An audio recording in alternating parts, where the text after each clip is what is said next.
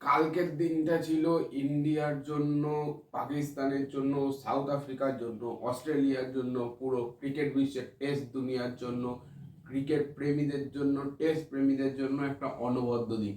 একদিকে পাকিস্তান যখন 0 রানে 1, 4 রানে 2 চলে যায়, তারপর বাবার আজম একটু পার্টনারশিপ করে আউট হয়ে যায়, তারপর আবার রিজওয়ান, সাউথ সাকিল, শান মাসুদের সাথে একটু পার্টনারশিপটা বিল্ড করে, মিডিল অর্ডারটাকে সামলায়, অ্যান্ড লাস্টে এসে আমির জামাল দারুণ খেলে দেয় 82 রান। You are my respect bro. And অন্যদিকে একদিনে 23টা উইকেট, কোনো কথা নয়। মানে লোকজন একটু ভেবেছে যে ঠিক আছে প্রথম দিনে প্রথমে বিরাট কোহলি খেলতে নামলে দেখবো, ওমা ঘুম থেকে উঠে দেখে পাকিস্তানের ডিনেলগার আউট হয়ে গেছে। পাকিস্তানের ডিনেলগার, ইস, সব ভুলভাল কথা। চলো বলা যাক, ফালতু বকা যাক। প্রথমে কথা বলে নেবো, আমরা একটু কথা বলবো অস্ট্রেলিয়া পাকিস্তানকে নিয়ে, কারণ অস্ট্রেলিয়া পাকিস্তানের এই খেলাটা আমি একটু স্পেশালি দেখছি, মানে দেখার চেষ্টা করছি, পুরোটা তো দেখা হচ্ছে না, কারণ এটা ডেভিড ওয়ার্নারের লাস্ট ম্যাচ, আমার সেকেন্ড প্রিয় ওপেনারের লাস্ট ম্যাচ এটা। অ্যান্ড খুবই খারাপ লাগবে, কিন্তু জেনারেশনের গ্রেটেস্ট ব্যাটসম্যান যে এখন গিয়ে টিকটক বানায়, সেই আগের অ্যাগ্রেশন ছিল, এখন সাইন আফ্রিদিরা ওকে গিয়ে স্লেজ করতে যায়, বাট আগেকার অ্যাগ্রেশন যেটা ছিল, যখন বিরাট কোহলি, রোহিত শর্মা এদের সাথে গিয়ে ঝামেলা করতো, খারাপ লাগছে জিনিসটা যে আর আমরা ডেভিড ওয়ার্নারকে অস্ট্রেলিয়ার হয়ে খেলতে দেখতে পারবো না। টেস্ট ক্রিকেটে, ওডিআই ক্রিকেটেও রিটায়ারমেন্ট ঘোষণা করে দিয়েছে।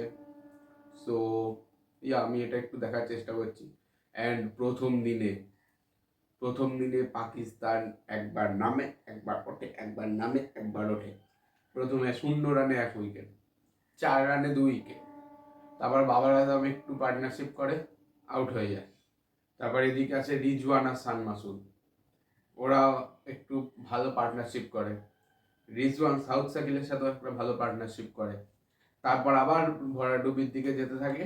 অ্যান্ড লাস্ট উইকেটের জন্য আমাদের আমির জামাল 82 রান করেছে। 82 রান অস্ট্রেলিয়ার পিচে কোনো অত সহজ রান নয়, একজন টেলেন্ডার হিসাবে বা একজন বোলিং অলরাউন্ডার হিসাবে। Okay, he is a bowling allrounder, so you earn my respect. And এবার আসি ইন্ডিয়া সাউথ আফ্রিকার কথায়। ইন্ডিয়ার প্রথম থেকে শুরু করি। এই ম্যাচে আমাদের টেম্বু খেলছে না, টেম্বুর জায়গায় আমাদের এসছে ডিন এলগার, নিজের শেষ টেস্ট ম্যাচে ক্যাপ্টেন্সি করতে আসে। অ্যান্ড টসে জিতে বলে যায় কেপটাউন আমরা ব্যাট করব। কিন্তু কেপটাউনে ব্যাট করবে ভেবেছিল মনে হয়, প্রথমে একটু ফার্স্ট সেশনটা একটু কোনো রকমে এদিক ওদিক সেদিক করে কাটিয়ে দিলে সেকেন্ড থার্ড সেশনে ব্যাটে আসবে বল বা কিছু হতে পারে, কারণ পিচটা এমনই ছিল যে একটা স্পট একটু খালি, এদিকটায় ঘাস, আবার খালি, আবার ঘাস, মানে মনে হচ্ছে যেন পিচের মধ্যে দিয়ে ছাগল চড়িয়ে দিয়েছে, যে যেখান থেকে পেয়েছে খচখচ করে খেয়ে নিয়ে চলে গেছে, এরকম একটা পিচ মনে হচ্ছিল। কারণ এক একটা জায়গায় বল এত সুইং হচ্ছে সামলানো যাচ্ছে না, এক একটা জায়গায় বল আবার সুইং হচ্ছে না, এইরকম একটা ব্যাপার দেখা যাচ্ছে। অ্যান্ড যেটা বলেছিলাম যে সিমের ওপর বল করলে সেটা কাজে দেবে, সেটাই হয়েছে কালকে। অ্যান্ড তাই আমার কথা শুনবে, ঠিক আছে, অলওয়েজ। ব্যাটিং সিরাজ মিয়া শেষ করে দেয় একদম খাল্লাস, কারণ 6 উইকেট নিয়ে নেয়, কত 15 না 20 রান মতন দেয়, রান দিয়েছে মনে নেই। বুমরা নেয় 2 উইকেট, মুকেশ কুমার 2 রান দেবো 1 রানও করবো না, না 1 রান দেবো না 1 রান করবো না 1 বল খেলবো, বোলিংয়ের সময় 1 রানও দেয়নি, 2 উইকেট নিয়েছে। ব্যাটিং করতে এসে 0 বলে 0 রান, মানে এইরকম একটা জিনিস আমি তো দেখিনি যে 0 রান দিয়েছে, 0 রান করেছে, ইনক্রেডিবল ব্যাপার। সব বড় লোকের বড় বড় ব্যাপার, রিচেস বোর্ড। অ্যান্ড প্রথমে তো সাউথ আফ্রিকা ধস নামে, সাউথ আফ্রিকা করতে করতে 55 রানে অল আউট হয়ে যায়। ইন্ডিয়া 153 for 4 ছিল এখান থেকে। অ্যান্ড মাঠে ইনফর্ম মানে সেট হয়ে যাওয়া বিরাট কোহলি রয়েছে, সদ্যনামা KL রাহুল রয়েছে, বাট KL রাহুলও ততক্ষণে মোটামুটি 20-25 বল খেলে ফেলেছে। এই সময় আমরা কি ভাবতে পারি যে খুব বেশি না হলেও 170-80 হবে। খুব ব্যাটিং পিচটা খুব মানে ব্যাটিং খুবই কষ্টকর ছিল এই মাঠে ব্যাট করা। আমরা কি ভাবতে পারি 170 হবে? 153 for 4 থেকে 153 অল আউট হয়ে যায় ইন্ডিয়া। অ্যান্ড এটা আই থিঙ্ক সব থেকে বড় কোল্যাপস। দুটো কোল্যাপস করা টিম একজন আরেকজনের সাথে খেলছে। এরা বললো আমরা 55-র মধ্যে অল আউট হব। আচ্ছা ঠিক আছে। ইন্ডিয়া বলছে হ্যাঁ আমি 55 অল আউট হবো, একটু তো লিড রাখতে হবে, 98 রান 90 লিড আছে, ঠিক আছে আমরা একটা রানও না করে 6 উইকেট দিয়ে দেবো। 6 উইকেট গেল। আমি ভাবলাম খেলাটা দেখবো বসে বসে, দেখলাম খেলা শেষ হয়ে গেল। আবার রোহিত শর্মা বল ফল নিয়ে মোহাম্মদ সিরাজ বল করতে চলে এলো। অ্যান্ড সেকেন্ড ইনিংসে ডিন এলগার মুকেশ কুমারের কাছে আউট হয়ে যায় প্রথমেই। অ্যান্ড ওই জিনিসটা আমার খুব ভালো লেগেছে। ও সেকেন্ড ইনিংসে সাউথ আফ্রিকায় না গিয়ে ইন্ডিয়ায় আসি। ইন্ডিয়ার এবার বলা যাক ইন্ডিয়ার কথা। ইন্ডিয়ার হয়ে রোহিত শর্মা একটু ভালো খেললো, যশস্বী জয়সওয়াল ডাক। অ্যান্ড আমি এটা প্রেডিক্ট করেছিলাম, কারণ এইসব পিচে খেলা সব অতটা সুবিধার নয়, যেখানে খুব এক্সপিরিয়েন্স প্লেয়াররাই খেলতে পারছে না, সেখানে দাঁড়িয়ে এরকম খেলা একটু অসুবিধা দেয়, অসুবিধাজনক। এবং সেটা আমিও বুঝি, এতদিন খেলা দেখেছি, আমি খেলিনি, আমি খেলতে গেলে আমি বল দেখতেই পাবো না, সেটা আলাদা কথা, কিন্তু আমি খেলা দেখে যেটা বুঝি। অ্যান্ড রোহিত শর্মার ভালো ব্যাটে বল আসছিল না, কি বল দেখে নিয়ে যাচ্ছিল বয়ে যাচ্ছিল, কিন্তু অ্যাটাকিং অ্যাপ্রোচ ছিল। রোহিত শর্মা যতক্ষণ ছিল 6-এর ওপরে রান রেট রেখেছিল, যেটা একটা ব্যাস বল বলা যায়। মানে ব্যাস বলেরও ওপরে, ব্যাস বল হচ্ছে 4-4.5 রান রেটটাকে ব্যাস বল বলে, বাট এরা রোহিত শর্মা 6-এর ওপরে রান রেট রেখে দিয়েছিল। অ্যান্ড সেই জন্যই ওকে রোহিত শর্মা বলা হয়। কেন জানি না, আমি এই কথাটাই বলছিলাম যে রোহিত শর্মার আগের দিন আমি বলেছিলাম প্রেস কনফারেন্সে বডি ল্যাঙ্গুয়েজটা আলাদা মনে হয়েছে। অ্যান্ড এটাই হচ্ছে রোহিত শর্মার বডি ল্যাঙ্গুয়েজের কথা বলা, যেটা আমি বলতে চেয়েছিলাম।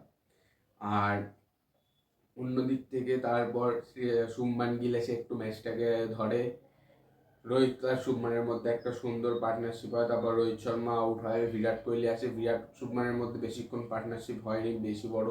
তারপর শ্রেয়াস আইয়ারও ডাকই তো মনে হ্যাঁ, শ্রেয়াস আইয়ার ডাক হয়। তারপর KL রাহুল আসে, 153 অব্দি যায়, অ্যান্ড করে সব পড়ে যায়। আমাদের স্কোর হচ্ছে লোয়েস্ট স্কোর 0, তারপর 8, 39 না, শুভমান গিল কত বললো 37 না কত করেছে, তারপর রোহিত শর্মা 39, তারপর বিরাট কোহলি হাইয়েস্ট স্কোর 46। আর যদি শূন্য বাদ দিস, তার মধ্যে 4 জন মাত্র খালি রান করেছে, 7 জন 0 রানে আউট হয়েছে। এই হচ্ছে আমাদের টেস্ট টিম। হাসি পাচ্ছি। আর এবার আসি ডিন এলগারের শেষ টেস্ট ম্যাচের কথায়, শেষ ব্যাটিং করার কথায়। প্রথমে ডিন এলগারের সারা জীবনে যা করেনি সেটা ও একদিনেই করে দিল, নিজের শেষ টেস্ট ম্যাচে এসে ওটাই করলো। ক্যাপ্টেন হিসাবে একদিনেই 2বার আউট হয়ে গেল। এটা আজ অব্দি ডিন এলগারের সাথে হয়নি। শেষ টেস্ট ম্যাচে এসে একটা রেকর্ড করে দিয়ে গেল, একদিনেই 2বার আউট হলো। প্রথমে মোহাম্মদ সিরাজ, তারপর মুকেশ কুমার। অ্যান্ড আমি এই জিনিসটা খুব ভালো লাগলো যে মুকেশ কুমার আউট নেওয়ার পর যখন সেলিব্রেট করছিল, বিরাট কোহলি এরকমভাবে না বললো যে সেলিব্রেট করা, সবাই গেল। তারপর আলাদা করে বিরাট কোহলি বা রোহিত শর্মা কেউ বলেছিল, বিরাট কোহলি মেনলি আমি যেটা শুনেছি, যে বিরাট কোহলি না বলছে সেলিব্রেট করতে, রোহিত শর্মা গেল, সকলে গিয়ে ওকে কংগ্রাটস করলো, রিটায়ার্ড লাইফে সব উইশ ফিশ করেছে কিছু হয়তো। অ্যান্ড তারপরে মুকেশ কুমার আলাদা করে যখন ওর ডাগ আউটের দিকে যাচ্ছিল, আলাদা করে এসে ডিন এলগারের কাছে ক্ষমা চাইলো ওরকমভাবে অ্যাগ্রেসিভলি সেলিব্রেট করার জন্য। অ্যান্ড আমি এটাকে খুব ভাল লাগলো। As a Indian fan, as a cricket fan আমার খুব ভালো লাগলো যে মিউচুয়াল রেসপেক্টটা রয়েছে প্রত্যেকের একজন আরেকজনের জন্য। অ্যান্ড মাকরাম খুব ভালো খেলছে, মুকেশ কুমার দুটো নিয়েছে, বুমরা একটা নিয়েছে, টনি ডি জর্জি আউট হয়েছে, আর এখন ক্রিস্টিয়ান স্টাফস খেলছে, মাঠে রয়েছে, আর তার সঙ্গে মনে হয় বেডিংহ্যাম রয়েছে। আমার যতদূর মনে হয় কি আউট হলো, প্রথমে তো ডিনেলগার আউট হলো, তারপর টনি ডি জর্জি আউট হলো, তারপর মনে হয় ক্রিস্টিয়ান স্টাফ আউট হলো। হ্যাঁ, ক্রিস্টিয়ান স্টাফস আউট হয়েছে, বুমরা উইকেটটা নিয়েছে, আর এখন মাঠে রয়েছে মার্করাম আর বেডিংহ্যাম। সো দেখা যাক কি হয় কালকে। কালকে কেন বলছি, আজকেই দুপুরে খেলা আছে, আজকে কি হয় দেখা যাক। অ্যান্ড মনে হচ্ছে আজকের মধ্যে খেলা শেষ হয়ে যাবে। কালকে এসে আমি আরও ভালো করে অন্যান্য ভিডিও করব, রিভিউ করব সিরিজটা। অ্যান্ড যদি আজকের ম্যাচটা জিতে যাই, যদি আজকে আমরা টেস্টটা জিতে যাই, আমরা ডাব্লিউটিসির টেবিলে সেকেন্ড নাম্বারে চলে যাব, অ্যান্ড যেটা খুব একটা খারাপ বিষয় হবে না আর একটা হার্ট ব্রেকের জন্য 2025-এ। So yeah, let's end the video and stay safe everyone. খেলা দেখো।